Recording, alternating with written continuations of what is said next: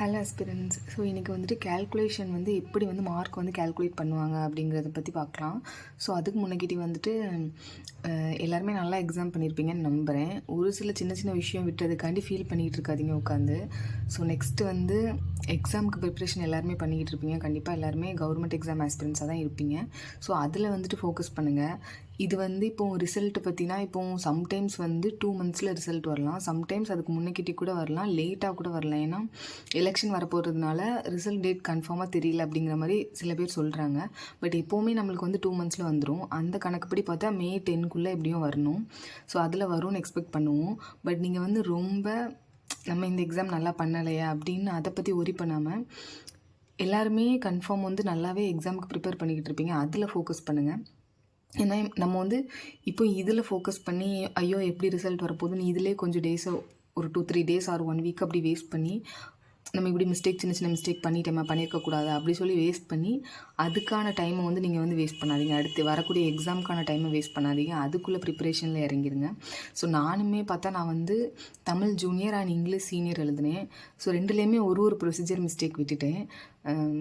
அது வந்து நானே எக்ஸ்பெக்ட் பண்ணலை. முடித்ததுக்கப்புறமா தான் ஸ்டேட்மெண்ட்டில் லைன் போடும்போது பார்க்குறேன் எனக்கு ஒரு சின்ன மிஸ்டேக். அப்புறமா ஹையரில் பார்த்திங்கன்னா இங்கிலீஷ் ஹையர்லேயும் லாஸ்ட்டாக அட்ரஸ் அடிக்கும்போது ஒரு சின்ன மிஸ்டேக் பண்ணிட்டேன். ஸோ ரெண்டுலேயுமே ஒரு ப்ரொசீஜர் மிஸ்டேக் விட்டிருக்கேன். ஸோ அதுவுமே எனக்குமே கஷ்டமாக தான் இருந்துச்சு நேற்று ஃபுல்லாக. அதுக்கப்புறமா சரி ஓகே நம்ம அங்கே போய் கொஞ்சம் பதட்டோன்னே சொல்லலாம். கேல்குலேஷன் அவசரமாக போடணுங்கப்போ கொஞ்சம் அந்த இதில் விட்டுட்டேன் தமிழ் ஜூனியரில். இங்கிலீஷ்லேயுமே நான் வந்து ஃபஸ்ட்டு லெட்டர் தான் அடிப்பேன். ஏன்னா அப்போ தான் ஸ்பெல்லிங் மிஸ்டேக் கம்மியாகும்னு சொல்லிட்டு ஃபஸ்ட்டு லெட்டர் அடிச்சுட்டு ஸ்டேட்மெண்ட் அடிப்பேன். ஸோ எல்லாருமே ஸ்டேட்மெண்ட் அடிச்சிட்டு இருந்தாங்க. நம்ம லெட்டர் இன்னும் முடிக்கலையே அப்படின்னு சொல்லி கொஞ்சம் பதட்டத்தில் லாஸ்ட்டு அட்ரஸ் அடிக்கும்போது ஒரு மிஸ்டேக் பண்ணிட்டேன். அதுக்கப்புறமா ஸ்டேட்மெண்ட் எங்களுக்கு ஈஸியாக தான் இருந்துச்சு, நல்லா தான் பண்ணியிருந்தேன். எனக்கு தெரிஞ்சு இந்த டைம் கொஸ்டின் ஃபுல்லாகவே ஈஸின்னு தான் எனக்கு என்னமோ தோணுச்சு. நான் ஜூனியர் போகும்போது நான் வந்து தமிழ் ஜூனியர் வந்து நேற்றே எனக்கு 2மே முடிஞ்சிடுச்சு. தமிழ் ஜூனியர் வந்து செகண்ட் பேட்ச்சு. ஃபஸ்ட்டு பேட்சுமே கொஸ்டின் ஈஸியாக தான் இருந்துச்சு. ஹாஃப் டிக் மெத்தட் வரல.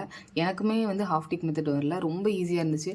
இது அப்ரிவேஷன் கூட வரல எனக்கு தமிழ் இங்கிலீஷில். எதுலேயுமே அப்ரிவேஷன் வரல. நம்ம கொஞ்சம் டஃப்பாக இருக்குமோன்னு பயப்படுவோம். அந்த மாதிரி எதுவுமே இல்லை. சின்ன சின்ன டிரான்ஸ்போஸ் தான் இருந்துச்சு. ஐ திங்க் சண்டேவுமே நல்லா கொஸ்டின் ஈஸியாக இருந்திருக்கும்னு நம்புகிறேன். ஸோ இங்கிலீஷ் ஹையருக்குமே ஈஸியாக தான் இருந்துச்சு. லெட்டர்லாம் எந்த அப்ரிவேஷனுமே வரல. இங்கிலீஷ் ஹையர் வந்து எனக்கு வந்து ஆஃப்டர்நூன் ஃபஸ்ட் பேட்ச்சு. ஸோ அதுலேயுமே எனக்கு வந்து அப்ரிவேஷன் எதுவுமே பெருசாக வரல. அதுக்கப்புறமா ஸ்டேட்மெண்ட்லாம் வேல்யூஸ் அப்படி எல்லாமே 6 டிஜிட்லேயே தான் இருந்துச்சு. ரொம்ப ஈஸியாக இருந்துச்சு. நான் நிறையா டிஜிட் மாறி கொஞ்சம் சின்ன டிஜிட் பெரிய டிஜிட் அந்த மாதிரி வந்துருமோ, 4 டிஜிட் அப்படி இல்லைனா கீழே வந்து 2 டிஜிட் 3 டிஜிட் அப்படி கொஞ்சம் கன்ஃபியூஸ் ஆச்சுன்னா நம்ம வந்து அலைன்மெண்ட் கரெக்டாக வேல்யூ அடிச்சிட மாட்டோமே அப்படின்னு ஒரு பயம் இருந்துச்சு. அதுவுமே வரல. எனக்கு தெரிஞ்சு கொஸ்டின்ஸ் ஃபுல் அண்ட் ஃபுல் ஈஸியாக தான் இருந்துச்சுன்னு நம்புகிறேன். ஸோ ஈஸியாக இருந்துச்சு நம்ம இப்படி விட்டுட்டோமே அப்படி ஃபீல் பண்ணாதீங்க. எப்படியுமே நல்ல ரிசல்ட் வரும்னு நம்புங்க. ஏன்னா ரிசல்ட்டுக்கு இன்னும் டைம் எப்படியும் 2 மந்த்ஸ் இருக்குங்கும்போது அதை பற்றியே யோசிச்சு டைம் வேஸ்ட் பண்ணக்கூடாது. அந்த ரிசல்ட் மந்த் வரும்போது நீங்கள் வந்து ரிசல்ட் வரும்போது பார்த்துக்கலாம் அப்படின்னு சொல்லிட்டு ரிலாக்ஸாக இருங்க. சப்போஸ் நீங்கள் வந்து இப்போது இங்கிலீஷ் மட்டும் தான் முடிச்சிருக்கீங்க, தமிழ் போடனா உடனே போட்டுருங்க. ஏன்னா தமிழ் ஃபிங்கரிங் எக்ஸசைஸ்லாம் முடித்து நம்மளுக்கு ஸ்பீட் கொண்டு வரதுக்கு 6 மந்த்தே பத்தாது. ஆக்சுவலாக 6 மந்த்தில் நீங்கள் வந்து எக்ஸ்ட்ரா ஒரு ½ hour 1 ஹவருக்கு பதிலாக 1.5 hours உட்காந்தா தான் எனக்கு தெரிஞ்சு மிஸ்டேக் வந்து 10க்குள்ளே கொண்டு வரலாம் 6 மந்த்ஸ்லேயே தமிழ் வந்து. ஸோ உடனே தமிழ் வந்து போடலாம் போட்டுருங்க. சப்போஸ் தமிழ் முடிச்சுட்டு இங்கிலீஷ் போடுறீங்க அப்படின்னா இங்கிலீஷ் கொஞ்சம் கேப் இருக்குது, இல்லை இங்கிலீஷ் எனக்கு ஸ்லோவாக தான் வரும் அப்படின்னா எதுனாலுமே உடனே போட்டுருங்க. ஏன்னா கடைசி நேரத்தில் நீங்கள் வந்து டபுள் கிளாஸ் போட்டுக்கலாம் அப்படின்னு எப்படி தான் இருந்தாலுமே கொஞ்சம் ப்ரெஷர் ஆகும், கஷ்டமாக தெரியும், ஃபீல் ஆகும் ரொம்ப. ஏன்னா அந்த டைமில் அடிக்கிறவங்க எல்லாருமே மிஸ்டேக் கம்மியாக கொண்டு வந்திருப்பாங்க. நீங்கள் ரொம்ப ப்ரெஷர் பண்ணிகிட்ருப்பீங்க. ஸோ 6 மந்த்ஸ் ஃபுல்லாக படிக்கிறதே கொஞ்சம் பெஸ்ட்டாக இருக்கும். நீங்கள் பார்த்துக்கோங்க. உங்களுக்கு டஃப்பாக இருந்துச்சுன்னா நீங்கள் முன்னக்கட்டி போடுங்க.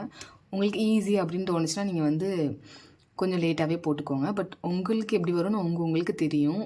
பட் அசால்ட்டாக இருந்து வேஸ்ட் பண்ணிடாதீங்க டைமை.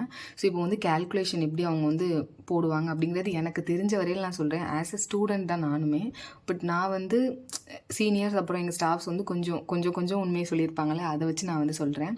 ஸோ இப்போ வந்து எல்லாருமே இப்போ இன்ஸ்டியூட்டில் வந்து கண்டிப்பாக உங்களுக்கு வந்து பயங்காட்ட தான் செஞ்சுருப்பாங்க. அங்கே எவ்வளோ மார்க் குறைப்பாங்களோ அதை விட டபுள் ட்ரிபிள் மடங்காக தான் உங்களுக்கு உங்களோட மாடல் எக்ஸாமில் குறைச்சி பயங்காட்டியிருப்பாங்க. ஆனால் நீங்கள் அதை நினச்சி பயப்படாதீங்க. இப்போ நார்மலாக ஜூனியருக்குன்னு பார்த்தீங்கன்னா ஃபஸ்ட் பேப்பருக்கு வந்து 100 மார்க் அந்த மாதிரி இருக்கும். இதே செகண்ட் பேப்பருக்குனா லெட்டருக்கு 50, ஸ்டேட்மெண்ட்டுக்கு 50 அந்த மாதிரி இருக்கும். இதே சீனியருக்குன்னு பார்த்தீங்கன்னா இப்போ ஸ்பீடுக்கு வந்து 100னா இதே செகண்ட் பேப்பருக்கு வந்து நம்மளுக்கு வந்து ஸ்டேட்மெண்ட் தான் அதிகமாக இருக்குது. ஸ்டேட்மெண்ட் வந்து 60, லெட்டர் வந்து 40 இந்த மாதிரி தான் இருக்கும். பட் ஆனால் நான் வந்து அதை கன்சிடர் பண்ண மாட்டேன். லெட்டரை ஃபஸ்ட்டு அடிச்சிருவேன். ஏன்னா எனக்கு வந்து லெட்டர் 2வது அடிச்சேன்னா நிறைய ஸ்பெல்லிங் மிஸ்டேக் வரும். இப்போ எனக்கு நார்மலாக 2 மிஸ்டேக் 3 மிஸ்டேக் தான் ஸ்பெல்லிங் மிஸ்டேக் வருதுன்னா, நான் 2வது அடிச்சேன்னா எனக்கு வந்துட்டு 13 மிஸ்டேக் கூட போகும். அது எனக்கு தெரியும். அதில் வந்து நான் வந்து பதட்டத்தில் 2வது தப்பாக அடிச்சுவேன் அப்படின்னு சொல்லிட்டு எனக்கு அதுதான் வீக்னஸ் அப்படின்னு தெரியும் போது நான் ஃபஸ்ட்டு லெட்டர் அடிச்சிருவேன். அதுக்கப்புறமா தான் ஸ்டேட்மெண்ட் வந்து நான் ரிலாக்ஸ் அடிப்பேன். ஸ்டேட்மெண்ட்லேயுமே ஸ்பெல்லிங் மிஸ்டேக் ரொம்ப வேல்யூஸ் தப்பாக அடிச்சிடக்கூடாது. ஸோ ஸ்டேட்மெண்ட்டுமே ஸ்லோவாக அடிக்கணும்.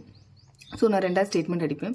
அதை மாதிரி ஏன்னா நான் வந்து மார்க் வந்து கன்சிடர் பண்ண மாட்டேன். நம்ம வந்து மார்க்கை கன்சிடர் பண்ணி மிஸ்டேக் நிறைய விட்டுறக்கூடாது பதட்டத்தில். அதுக்காண்டி ஃபஸ்ட்டு லெட்டர் அடிப்பேன். பட் வந்து ஸ்டேட்மெண்ட் தான் எல்லாருமே நிறைய பேர் ஃபஸ்ட்டு அடிப்பாங்க. பட் எனக்கு அது செட் ஆகாது. ஸோ மார்க் வச்சு நீங்கள் அப்படி பண்ணாதீங்க. எப்போவுமே லெட்டர் ஃபஸ்ட் அடிச்சிட்டிங்கன்னா உங்களுக்கு வந்து கொஞ்சம் ஓகேவாக இருக்கும். ஏன்னா நீங்கள் 2வது லெட்டர் அடிக்கிங்கன்னா நீங்கள் லெட்டர் அடிக்கும்போது நிறைய பேர் வந்து முடிச்சுட்டு கூட உட்கார சான்ஸ் இருக்குது. ஏன்னா ஸ்டேட்மெண்ட் வந்து ரொம்ப நேரம் இழுத்து அடிச்சிட்டிங்கன்னா நீங்கள் லெட்டர் அடிக்கும்போது எல்லோரும் முடிச்சுட்டு இருப்பாங்க. அப்போ உங்களுக்கு பதட்டத்தில் லெட்டர் வந்து ஸ்பெல்லிங் மிஸ்டேக் அதிகமாகிடும்.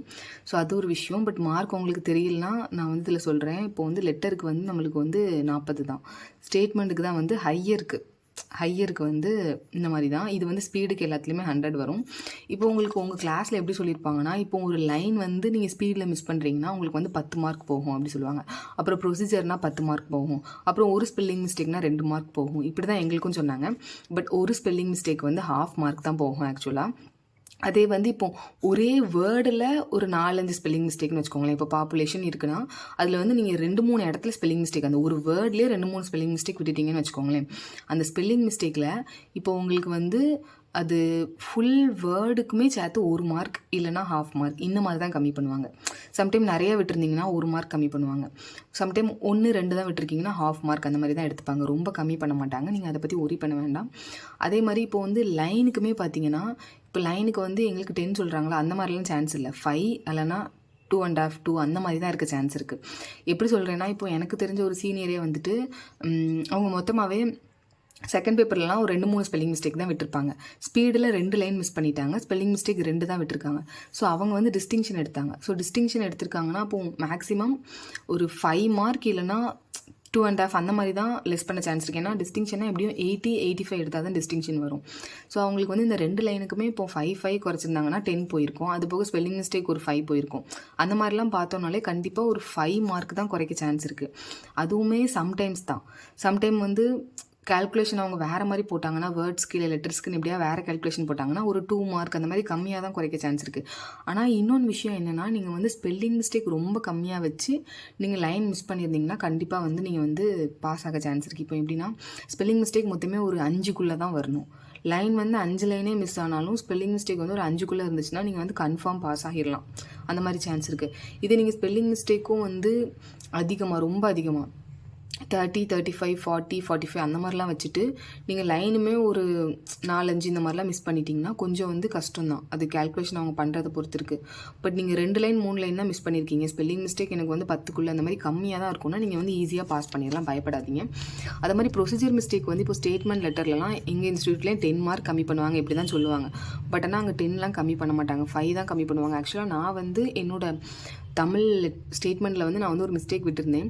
அதை பற்றி நான் வந்து கன்வே பண்ணிக்கிட்டு இருந்தேன் எங்கள் ஸ்டாஃப் கிட்ட. அவங்க என்ன சொன்னாங்கன்னா, நீங்கள் வந்து இவ்வளோ பயப்படுறீங்க, இதில் நிறைய மார்க் போயிருமா, நீங்கள் ஆனால் இப்படி யோசிக்கிறதுக்குலாம் ரொம்ப கம்மியாக கூட மார்க் 1 மார்க் 2 மார்க் கூட குறைக்க சான்ஸ் இருக்குது அப்படின்னு அவங்க வந்து கேஷுவலாக சொன்னாங்க. சம்டைம் அது வந்து உண்மையாக இருக்கக்கூட சான்ஸ் இருக்குது. ஸோ ப்ரொசீஜருக்குமே 2 மார்க் 5 மார்க் அந்த மாதிரி தான் போக சான்ஸ் இருக்குது. அது வந்து எல்லாத்துக்கும் சொல்ல முடியாது. ஒரு சில சின்ன சின்ன ப்ரொசீஜர், ஓகே இந்த ஒரு லெட்டர் தான் இப்படி தப்பு போட்டிருக்காங்க, இதனால் ப்ரொசீஜர் போயிட்டு அப்படின்னு ஏதாச்சும் ஒரு சின்ன சின்ன விஷயத்தில் அவங்க வந்து ப்ரொசீஜருக்குன்னா அவங்க ஃபுல்லாக நிறைய தப்பு விட்டதை வச்சு தான் அவங்க கால்குலேஷன் போடுவாங்க. நம்ம சின்ன சின்னதாக தெரியாமல் பண்ணதால் அந்த ப்ரொசீஜர் எப்படி தப்பாக இருக்குது அந்த மாதிரினா அவங்களுக்கு கம்மியாக தான் குறைக்க சான்ஸ் இருக்குது. ஸோ உண்மையான மார்க் எப்படி ரெடியூஸ் பண்ணுவாங்கங்கிறது இங்கே வந்து சொல்லவே மாட்டாங்க சென்டரில் எப்போவுமே. ஆனால் அங்கே வந்து எப்படியுமே கம்மியாக தான் குறைப்பாங்க. நான் வந்து இப்போ என்ன சொல்ல வரேன்னா, நீங்கள் வந்து கண்டிப்பாக நல்ல மார்க் எடுப்பீங்க நம்புங்க. நம்பிட்டு நெக்ஸ்ட் இருக்கக்கூடிய ஷெட்யூல்ஸில் வந்து கான்சன்ட்ரேட் பண்ணுங்கள், உங்களோட ஸ்டடி ஷெட்யூல்ஸில்.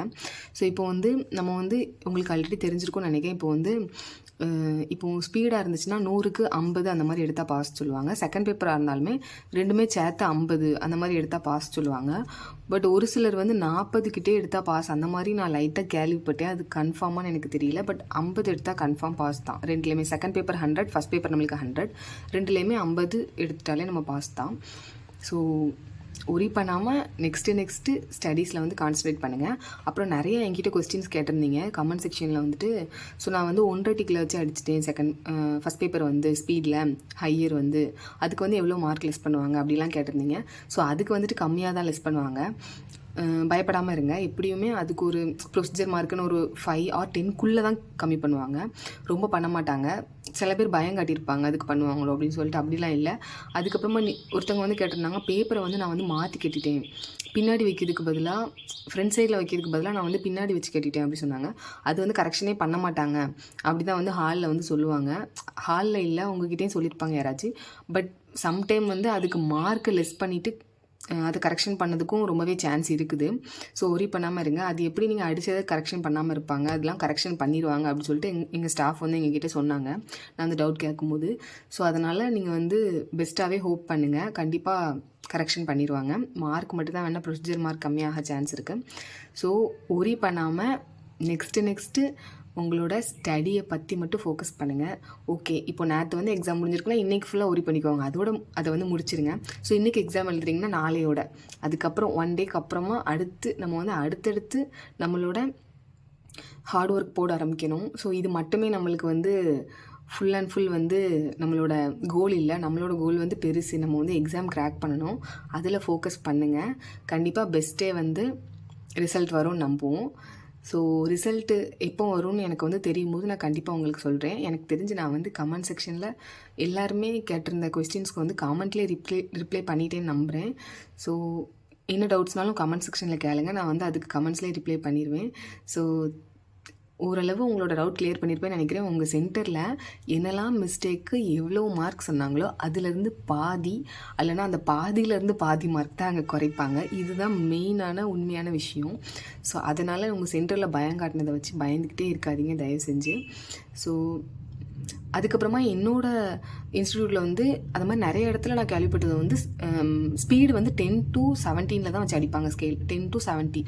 ஸோ 10 to 75 வந்து எனக்குமே ஒரு மாதிரி டிஃப்ரெண்ட்டாக ரேராக இருந்துச்சு. நான் கமெண்ட் செக்ஷனில் கேள்விப்பட்டேன். பட் 10 to 75 நான் ரொம்ப எங்கேயுமே கேள்விப்பட்டதில்லை. 10 to 70 தான் வச்சு அடிப்பாங்க.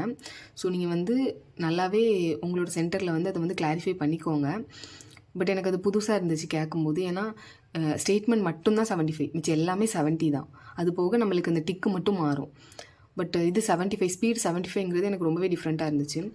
ஏன்னா 75னா ரொம்ப அங்கே தள்ளி போயிடும். ரொம்ப பேப்பர் ஃபுல்லான மாதிரி இருக்கும். ஸோ அதுவுமே ஒருத்தங்க டவுட் கேட்டிருந்தாங்க கமெண்ட்ஸில். ஸோ கமெண்ட்ஸில் நான் ஞாபகம் இருக்கிறதுலாம் சொல்லிவிட்டேன். மற்றபடி நான் அதிலே ரிப்ளை பண்ணிட்டேன்னு நினைக்கிறேன். ஸோ ஒரி பண்ணாமல் நெக்ஸ்ட் உங்களோட ஸ்டடீஸில் ஃபோக்கஸ் பண்ணுங்கள் aspirants. Thank you so much for வாட்சிங்.